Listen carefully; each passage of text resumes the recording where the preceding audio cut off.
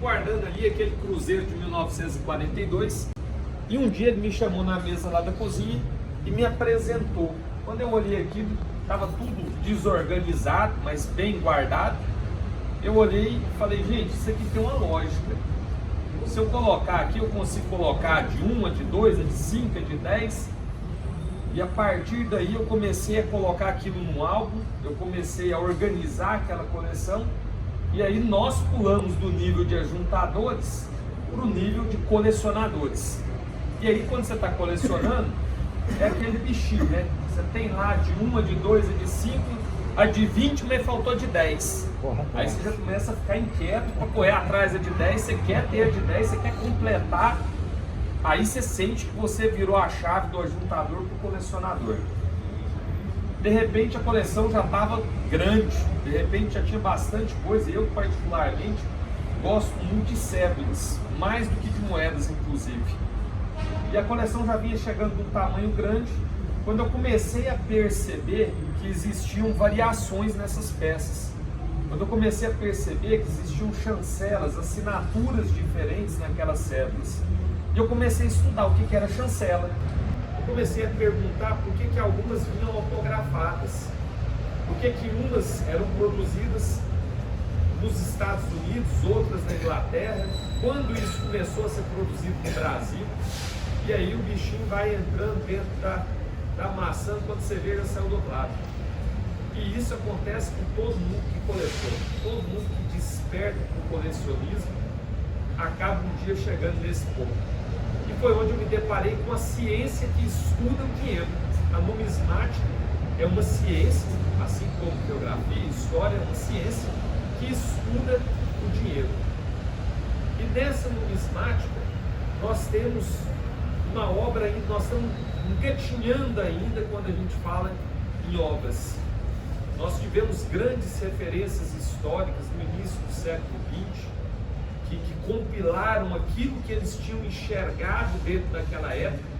A experiência deles era tática, a experiência deles era com aquilo que eles tinham contato.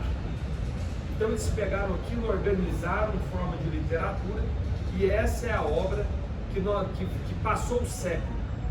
Foram 100 anos estudando e recriando e recontando essa história a partir desses primeiros, dos patriarcas da literatura numismática.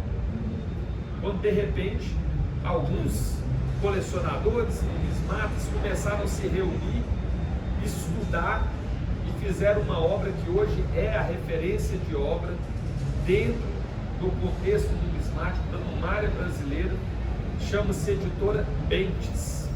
Essa editora é de algumas pessoas que nasceram aqui no Brasil, são brasileiros, porém foram há algumas décadas para a Itália, moram hoje na Itália, mas escrevem sobre a numária brasileira. E essa obra da Editora Bentes é o que norteou o nosso estudo, é o que norteou essa exposição que nós vamos passar daqui a pouco a conhecer. E a nossa ideia, quando a gente chega, eu ainda comentava ainda há pouco, quando o senhor falou que tem uma coleção, tem muita coisa dentro de casa, né? Eu me deparei com essa situação. Eu também tinha muita coisa dentro de casa, muita coisa guardada. E um dia eu fiz a pergunta, para quê?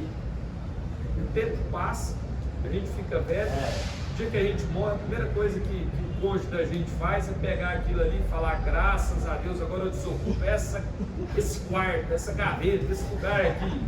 Vai ali, vem de graça aqueles anos de estudo que a gente teve, de trabalho que a gente teve, reunindo aquilo tudo. E eu falei, só faz sentido se eu passar esse conhecimento para frente. Foi quando em 2017 eu comecei o projeto Vivendo a História. O projeto Vivendo a História convida a cada um de nós a pensar que a história que hoje a gente conta também está sendo escrita hoje. Quando a gente volta na nossa religião, na história da salvação, nós somos partes, nós somos agentes da história da salvação. Na nossa história também, nós construímos história do dia que nós vivemos, do hoje da nossa vida. Então eu preciso que a gente conte essa história, passe isso para as pessoas para que elas desenvolvam a vontade, o querer de buscar, aprofundar. Infelizmente hoje o nosso conhecimento é muito raso, é muito superficial. Poucas são as pessoas que têm interesse em aprofundar esse conhecimento. O senhor Tauni falava uma reflexão interessante. Ele estava exatamente aqui olhando para aquelas pessoas que passam por ali, ó. Elas passam muitas vezes ao dia aqui na frente e não tem a menor noção das coisas que acontecem, não tem a menor noção do mundo que vive. Muita gente com pouca capacidade reflexiva, com pouca capacidade de criticar. A proposta é essa, é trazer para a realidade das pessoas essa história. Eu lembro quando eu estudava na escola, eu pegava os livros, eu tinha uma dificuldade grande para decorar as coisas, né? Eu tinha que escrever, né? Tinha que escrever quem que era. Hoje eu cheguei pro Jair e falei, Jair, quem que é, quando foi? Quem que é o rei de Portugal? Quem foi o rei de Portugal quando o Brasil foi descoberto? E aí ele deu uma engasgada daqui, uma engasgada de lá. A gente tem dificuldade de gravar as coisas que não são próximas da gente, que a gente não está tateando, que a gente não está mexendo, que a gente não tem costume com elas. Quando você pega uma moeda com o rosto de Dona Maria I, você olha e fala assim, ó, mas Dona Maria I, quer dizer então que já teve uma rainha, sem dizer que essa moeda era uma testemunha verdadeira da história. Eu tenho certeza que Dona Maria foi governante de Portugal, porque está escrito lá o nome dela, o rosto dela, o ano. É um registro autêntico.